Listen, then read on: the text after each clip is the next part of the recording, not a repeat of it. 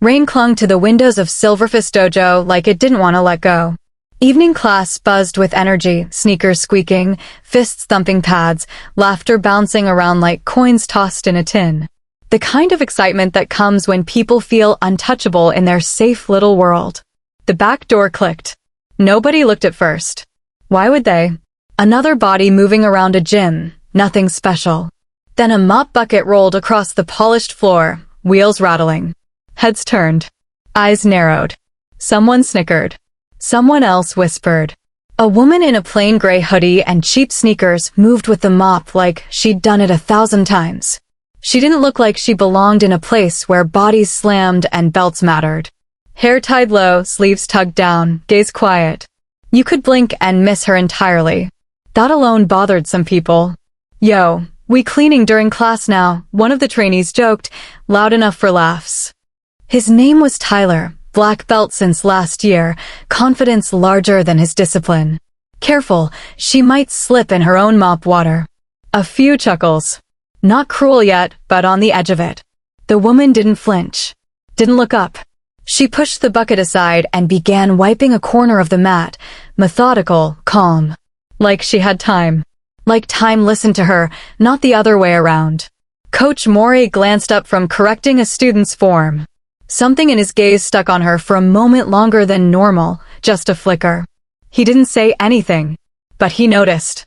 Tyler bounced toward the center, stretching like he was warming up for a movie scene. "Hey, Miss Mop," he called out, voice dripping with that privileged kind of confidence that assumes the world will clap for you. "You ever seen real fighting before?" The room tittered. Her hands paused only for a heartbeat, then continued cleaning. That bothered him more than a punch would have. "You want to hop on the mat?" he pressed, smirk widening.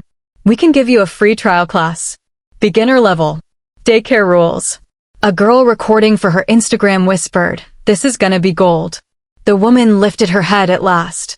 Her eyes weren't angry. They weren't shy. They were steady. Like still water that gets darker the longer you look. She set the mop aside, slow, deliberate. "If permitted," she said, voice quiet but razor clear, "I will not decline." Tyler blinked. Didn't expect that. You could feel the room change a little, like someone turned the air colder. Coach Mori straightened up, attention sharpening. The woman slid off her shoes neatly, lined them by the wall. No rush. No show. Just presence. A presence everyone suddenly felt. She stepped onto the mat like she was stepping onto familiar ground. Soft. Silent. Absolute intent in every inch. And for the first time all night, nobody laughed. Tyler rolled his shoulders like he was showing off for a crowd that had already forgotten why they were laughing.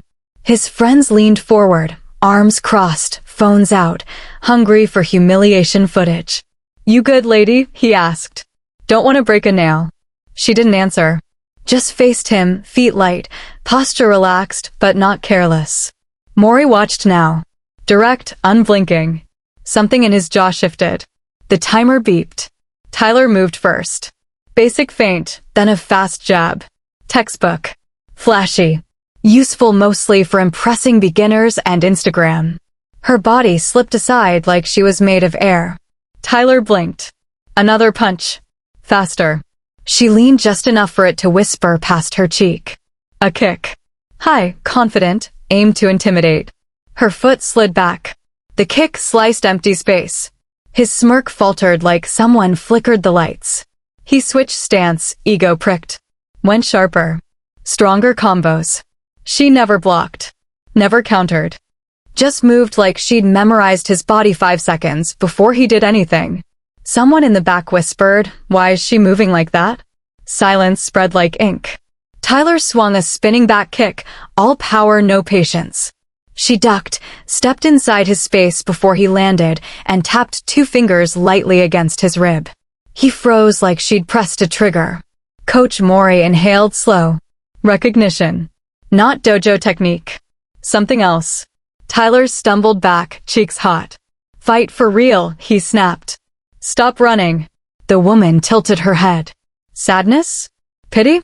Hard to tell. "I do not run," she said quietly. "I measure." He roared and charged. Pride over precision. Noise over skill. She didn't dodge this time. She stepped in. One turn of her hips. One sweep of her foot. One breath. Tyler hit the mat so fast the sound arrived late. Before the room understood what happened, she was kneeling behind him, her arm at his neck, not choking, just holding the line between mercy and power like she'd lived there forever. Tap, tap, tap. The sound echoed like a bell in church. The whole dojo forgot how to breathe. She released him gently, almost respectfully. Tyler rolled away, coughing pride onto the mat. Nobody laughed now. Whispers slithered through the room. What was that? She trained somewhere. No one moves like that. Phones lowered. Pride shrank. Reality crept in like a winter draft under the door. A girl with perfect lashes muttered, "She's lying." Probably just lucky. Coach Mori ignored her. He approached the woman slow. Not threatening. Respectful in a way that made Tyler's earlier cockiness look like cheap theater. "Your stance," Mori said softly. "It is not standard. Where did you learn?" Her eyes held his. Calm. Old. Places people do not visit for sport. A ripple ran through the crowd. Tyler's friend scoffed too loudly. "Yeah? What are you, Navy SEAL Mop Division?" A few chuckles bubbled out, but they sounded nervous now, not confident. She reached down to the inside of her shoe, where only someone who expected danger kept anything valuable. Pulled out a thin metal card. Worn edges. Subtle insignia burned into steel like it never wanted to be seen but refused to be forgotten. She didn't brandish it. Just let the light catch it. Enough. Mori's face drained color. His knees bent before thought could interrupt instinct. Respect, pure and immediate. A few others copied without even knowing why. Tyler stared. "What is that?" But his voice cracked, and it sounded young, small, like the boy he used to be before arrogance built armor around fear. The woman slid the card away. "I clean here," she said. "That is enough." Coach Mori bowed lower. "Sensei," he whispered. Gasps prickled around the room. Someone near the wall choked out, "No way. Ghost protocol units are myths." Her silence responded like thunder. She nodded to Tyler. "You strike with power. But you do not yet understand violence." Then she looked at a younger student in the back whose belt was practically still stiff from the package. You move with heart. Train that." The kid straightened, eyes wide, posture proud. Her presence filled the room not like a storm, but like history that refused to be erased. And then she picked up her mop again. People stared like she was placing a sword back in its sheath. "Class dismissed," Mori said softly. No loud voice now. Just reverence. Nobody argued. Word spread in whispers and trembling DMs, rumor chains catching fire faster than gossip could breathe. Some swore she was special forces. Others whispered black ops, shadow units, vanished task groups. Everyone agreed on one thing. She was not a janitor. But she cleaned anyway. Next day, beginners class gathered early, the room strangely quiet. People watched her as she wrapped her hands, slow and focused. Not performing. Preparing. Students who used to talk loud now spoke soft. Phones stayed in bags. The kid she had encouraged yesterday lingered near her, nervous energy twitching his fingers. Ma'am? Can you teach how to stop being scared when someone grabs your collar?" She looked at him. Something gentle flickered behind her eyes. "Fear is not weakness," she said. "It means your life matters to you. We train so you can protect it." The boy nodded like she handed him a new spine. Tyler walked in, bruised ego wrapped tighter than the tape on his hands. He didn't look at her first. Too ashamed. Too humbled. But eventually he approached, swallowing pride like medicine. "Can you show me what I did wrong?" he muttered. Her answer wasn't soft. It wasn't cruel. It was real. "You fought to be seen," she said. "Not to survive. Train again when your reason changes." He nodded once. No argument. No swagger. Before class started, the dojo door opened. A man stepped in. Stood like he owned gravity. Broad shoulders. Eyes carved from years most people never live long enough to carry. Everyone felt him before understanding him. She didn't turn. Not at first. But her breath paused for the tiniest second, a crack in her armor that only someone truly watching would catch. His voice drifted like memory. You disappeared. People needed peace, she replied without looking. Not a soldier. And yet you walk into another battlefield, he murmured. She finally faced him. No fear. No anger. Just history. Thick enough to taste. The students stared, confused, curious, scared, and fascinated like they were witnessing God's converse. You here for me? She asked. No, he said. I'm here to see if you're ready. The room held its breath. The world felt suspended in one long heartbeat. She nodded, slow and calm. Then wait until class is done. He stepped back. And she began teaching. The lesson wasn't kicks or locks. It was breathing, balance, intention. The stuff arrogant fighters ignore until real violence shows up at their door. She placed a hand gently on a student's arm. Power without purpose breaks more than bones, she said softly. It breaks you. Tyler watched like he wished he heard those words years ago. The boy from earlier tried to stance again. Wobbly. Honest. She steadied him with a touch. Good. Strength grows where patience lives. Class ended in silence, students bowing lower than tradition demanded. Respect wasn't asked. It had bloomed on its own. When the room emptied, she sat alone on the mat, knees drawn up for a rare second of stillness. The man approached, footsteps soft for someone who looked like thunder. You're different, he said. I chose to be, she answered. Peace won't follow you forever. I don't need it to, she murmured. I only need to create it where I stand. He studied her like she was a map to a future he wasn't sure he deserved. We could use you back, he said. Not begging. Just truth. She shook her head. War taught me to fight. Life taught me who to fight for.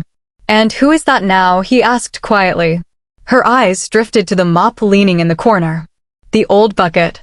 The worn floor she chose to clean even knowing she could command rooms instead of scrubbing them. The ones who are ignored, she said. The ones learning to be strong. The ones who remind me why strength exists at all.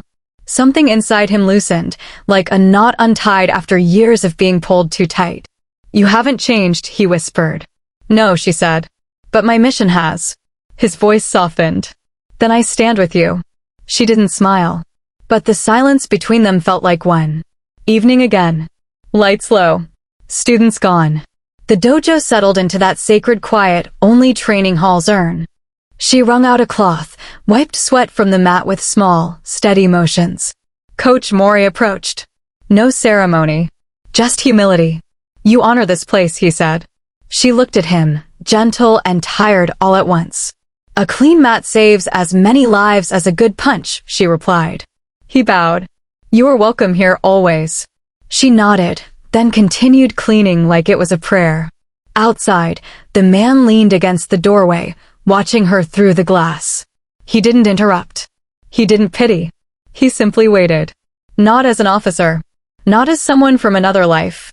As someone who understood the weight she carried and why she carried it quietly. She finished. Hung the rag carefully. Turned off the lights. As she walked past him, he spoke softly. They will tell stories about you. They should tell stories about the ones who learn, she said. Not the one who remembers. Then what will you be? She paused at the threshold, rain whispering somewhere beyond. A witness, she said. And a reminder. Power means nothing if it does not lift someone. He nodded. They stepped into the night side by side, no footsteps louder than the other. No rank. No titles. Just two soldiers trying to build peace in a world that forgets what peace costs. Behind them, the dojo lights flickered off. But what she left behind stayed lit in every student she touched. In every humbled ego. In every person who learned strength didn't always roar. Sometimes, strength mops floors quietly, and the world eventually learns to bow.